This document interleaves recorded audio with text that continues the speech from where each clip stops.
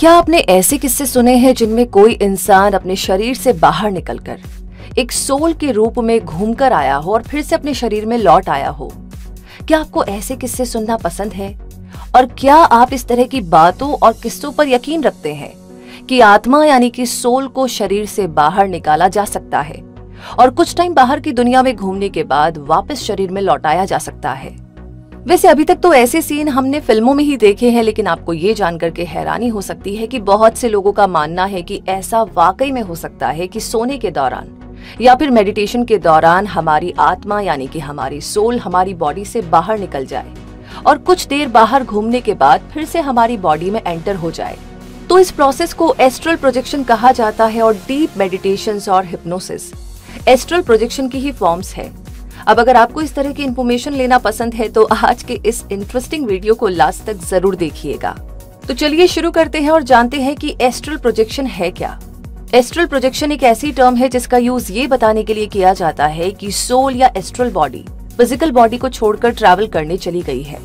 ऐसा जानबूझकर किया जाता है और इसे सोते टाइम या मेडिटेशन के दौरान किया जा सकता है। इसे आउट ऑफ बॉडी एक्सपीरियंस यानी कि OBEB कह दिया जाता है क्योंकि इसमें सोल बॉडी से बाहर निकलकर नए अनुभव जो लेती है। हालांकि इन दोनों टर्म्स में कई बार थोड़ा फर्क भी बताया जाता है, जैसे कि एस्ट्रल प्रोजेक्शन इंटेंशनली किया जाता है जबकि OBE अनप्लान्ड होता है। एस्ट्रल प्रोजेक्शन में सोल ट्रैवल करने निकल जाती है जबकि आउट ऑफ बॉडी एक्सपीरियंस यानी कि OBE में सोल फिजिकल बॉडी के ऊपर फ्लोट होती रहती है। OBE को मेडिकल कम्युनिटी में रिकॉग्निशन हासिल है जबकि एस्ट्रल प्रोजेक्शन को एक स्पिरिचुअल प्रैक्टिस माना जाता है। अब ये सब सुनकर के आपको कंफ्यूज होने की जरूरत नहीं है क्योंकि आगे हम ये पता करने वाले हैं कि क्या वाकई में ऐसा होता है। आइए पता लगाते हैं। एस्ट्रल प्रोजेक्शन एक ऐसा intentionally out of body experience है जिसमें एस्ट्रल ट्रैवलर एक सपने जैसे स्टेट में ट्रैवल करता है। हालांकि इस टाइम उसकी कॉन्शियसनेस बनी रहती है और वो अपने माइंड की पावर का यूज करके शरीर से निकलकर बाहर घूमने जाता है।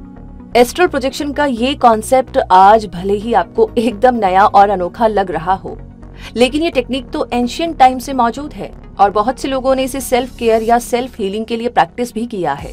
मेडिटेशन और सेल्फ हिप्नोसिस की प्रैक्टिस के जरिए इस तरह की कॉन्शियसनेस को अचीव किया जा सकता है और बहुत से लोगों ने अपने एस्ट्रल ट्रैवल के एक्सपीरियंस को शेयर भी किया है। लेकिन क्या साइंस भी इसे रियल मानता है? तो इसका जवाब यह है कि एस्ट्रल प्रोजेक्शन का कॉन्सेप्ट साइंटिफिक होने की बजाय स्पिरिचुअल ज्यादा है और इसमें अभी तक इतना साइंटिफिक रिसर्च भी नहीं हुआ है। साइंस के अकॉर्डिंग इस तरह के सपने या मेडिटेशनल एक्सपीरियंस में ब्रेन स्कैन्स में डेल्टा और थीटा ब्रेन वेव्स का बैलेंस शो होता है। ये दोनों ऐसी फ्रीक्वेंसीज होती है जिन्हें हमारा ब्रेन तब प्रोड्यूस करता है जब हम सो रहे होते हैं और ऐसे ही कुछ अनुभव एस्ट्रल प्रोजेक्शन के दौरान भी होते हैं। साइंस इस पर फिलहाल कोई अप्रूवल तो नहीं देता है, लेकिन इस टॉपिक पर थोड़ी बहुत जो रिसर्च हुई है उसके अकॉर्डिंग एस्ट्रल प्रोजेक्शन के दौरान हमारे ब्रेन के वो पार्ट्स एक्टिव रहते हैं जो मूवमेंट और इमेजिनरी प्रोजेक्शन को कंट्रोल करते हैं और इस दौरान बॉडी स्थिर बनी रहती है। रिसर्चर्स को इस एस्ट्रल प्रोजेक्शन प्रोसेस के दौरान ब्रेन के कुछ ऐसी यूनिक पार्ट्स आइडेंटिफाई हुए जो ये बताते हैं कि एस्ट्रल प्रोजेक्शन एस्ट्रल ट्रैवलर के ब्रेन के परसीव्ड एक्सपीरियंस है। अच्छा, लेकिन एक सवाल यहाँ पर आता है कि क्या कोई भी इसे आजमा सकता है?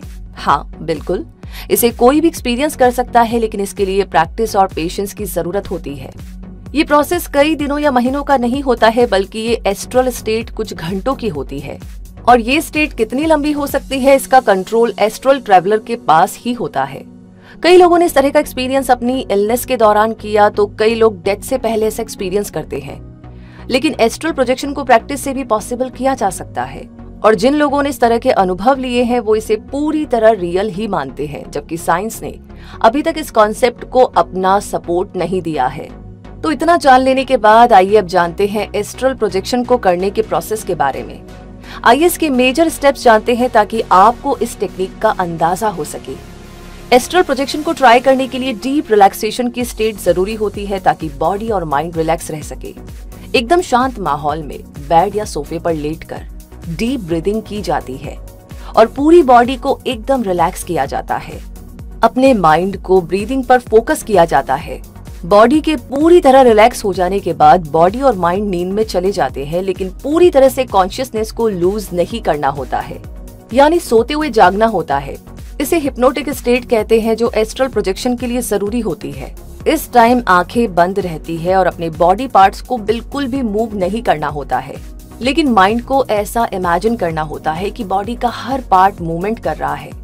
इस दौरान बहुत से लोगों को वाइब्रेशंस फील होती है और इस टाइम सोल बॉडी से बाहर निकलने के लिए तैयार होती है।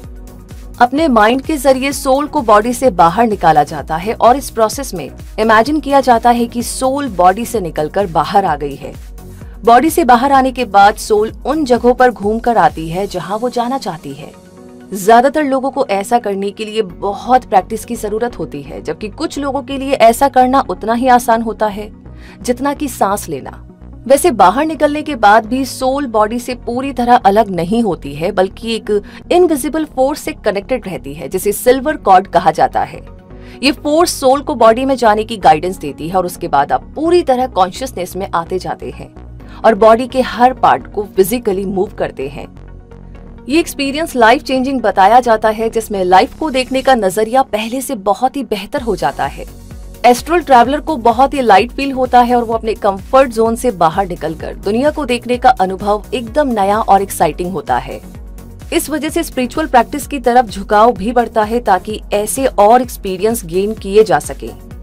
लेकिन जैसे कि हमने वीडियो में पहले भी बात की है कि ये प्रोसेस साइंटिफिकली प्रूवन नहीं है और इसे एक्सपीरियंस करने के लिए राइट टेक्निक्स, राइट गाइडेंस और प्रैक्टिस की जरूरत होती है। इसलिए आप इसे बिना पूरी नॉलेज लिए ट्राई नहीं करें। और इस वीडियो में हमने जो भी जानकारी आपके साथ शेयर की है वो केवल आपकी नॉलेज इंक्रीज करने के पर्पस से की है। उम्मीद करते हैं कि ये जानकारी आपको इंटरेस्टिंग और यूनिक लगी होगी। तो इस वीडियो को लाइक और शेयर जरूर कीजिएगा और अगर आपने आज ही हमारे चैनल को ज्वाइन किया है तो सब्सक्राइब करके बेल आइकन को प्रेस करना ना भूलें। तो रूबी आपसे मिलेगी और ऐसी जानकारियों के साथ बहुत जल्दी ही।